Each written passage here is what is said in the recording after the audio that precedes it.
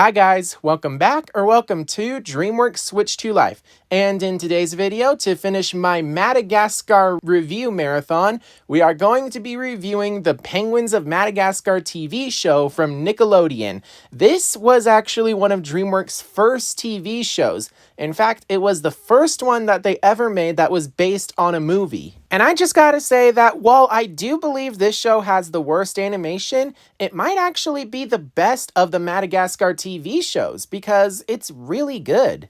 Sure, while the animation is definitely aged and nowhere near as good as any of the other Madagascar projects, it's still really good because you can tell what the characters are doing. Not to mention the lip sync. Man, the lip sync was pretty awesome in this series. As for the voice acting, well, it's kind of mixed. I will admit that this series has some great voice acting. Sure, it doesn't have the movie cast with the exception of Tom McGrath as Skipper, but a lot of the Penguins have some really great voice actors, and they do such an amazing job. As for King Julian and the other lemurs, well, they all have some really great voice actors who would end up returning to play their characters in the All Hail King Julian TV show, which I really loved. I'm especially glad that Mort managed to make a comeback from his movie actor. However, all of those characters had great voice acting. My problem with the voice acting, however, is that they got a bunch of kids to be extras in the series, and you can tell that these kids are voiced by adults, which is unnerving. But you know, for all of our main characters, they do such an amazing job with the voice acting. As for the music, it's really good. Unfortunately, it's mostly repetitive because it's just the same penguin spy music over and over again, but when King Julian plays a pop song, man, it goes deep. And of course, you can't have a TV show without a musical episode. There's this one episode, The Return of the Revenge of Dr. Blowhole, where all the characters burst into music, and that music is really good. And now it's time to talk about the story, which there isn't a story. This is just one of those shows where it's a fun adventure every single episode. There's no overarching story, which I kind of enjoy, but at the same time, it does mean that there's a lot of humor. And man, I just love the humor. It's really clever, not to mention super funny,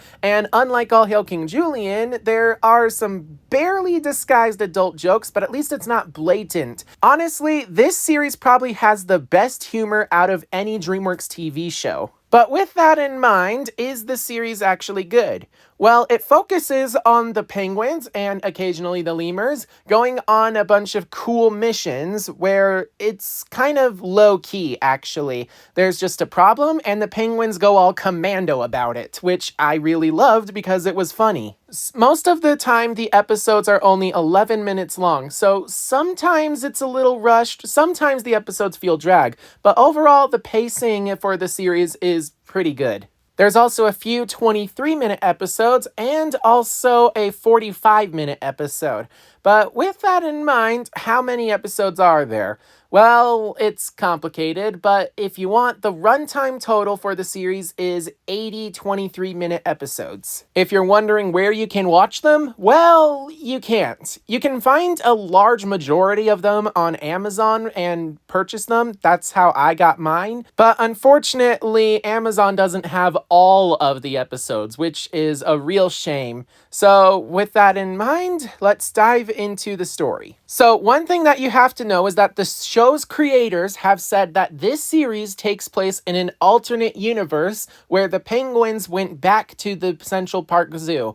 And I would be fine with that, except the way I see it, it actually could be canon to the main franchise. See, the show's creators had no idea how the Madagascar franchise was going to end. Alex, the lion, roar! We used to be neighbors. Then a lot of crazy stuff happened and, well, Spirit Guide!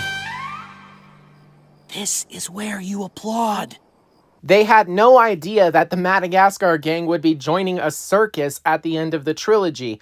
And they also didn't know about the Penguins of Madagascar movie, where we would see the penguins get tired of the circus and they would leave and go on a solo mission. But after that solo mission, they're not going to return to the circus. They're going to keep trying to find ways to avoid it. What better way than by pulling off a bunch of commando missions with their home base in their old home base, the Central Park Zoo. So that's why I think the penguins can just return to the Central Park Zoo. And the lemurs, well, they just showed up because they wanted to hang out with the penguins. That's why we don't see our Madagascar gang. They're still off with the circus. But the penguins got tired of the circus. That's why they're in the zoo. So, you see what I'm saying? Even though the show's creators said this takes place in an alternate universe, I believe it could take place in the main universe if circumstances would allow. It just has to be the last thing in the timeline. So with that in mind, the Penguins of Madagascar go on a bunch of fun missions, and we learn a lot about our favorite characters. You know, Skipper, Kowalski, Rico, and Private.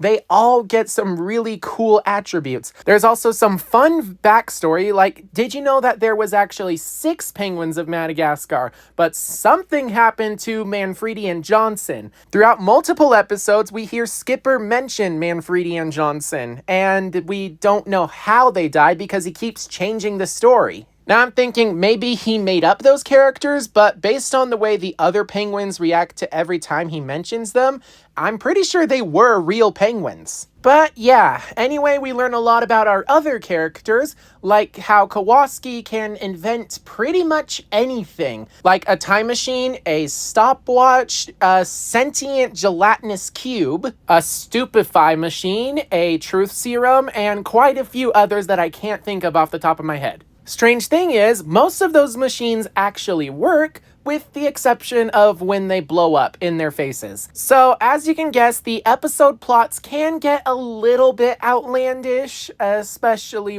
involving Kowalski's inventions, but there's plenty of other episodes where there's a small misunderstanding in the animal kingdom that causes a lot of mayhem and mischief, but it seems like this is something that could actually happen. Maurice questioned my kingly authority. So now he is trapped inside this magic thingy. It's not magic, it's a camera. For instance, a giant parade balloon being mistaken for a sky orca. That's just one of many examples. There's also the lemurs getting into mischief, especially whenever King Julian tries to make fun of Mort by kicking him, or when King Julian orders Maurice around like a slave, but at the end of the day, King Julian loves both of them because they make up his kingdom. Oh, and Mason and Phil from the movie also show up in a lot of the episodes, but they're more so side characters. It's rare where the plot actually revolves around them. But there's a couple of other main characters, like Marlene, who is an otter that is actually a close friend of the penguins, but she doesn't really want anything to do with their mission shenanigans. It just happens to be that they're neighbors. And the weird thing is, she's probably the most sane out of any of the cast of the characters. And that includes most of the humans, including the main human, Alice the zookeeper. She's actually super bossy and angry and super lazy. She hates her job and doesn't want anything to do with it. She just does the bare minimum to keep the animals alive, and that's it. So while the penguins do have to avoid her attention when they do their mission shenanigans outside of their habitat,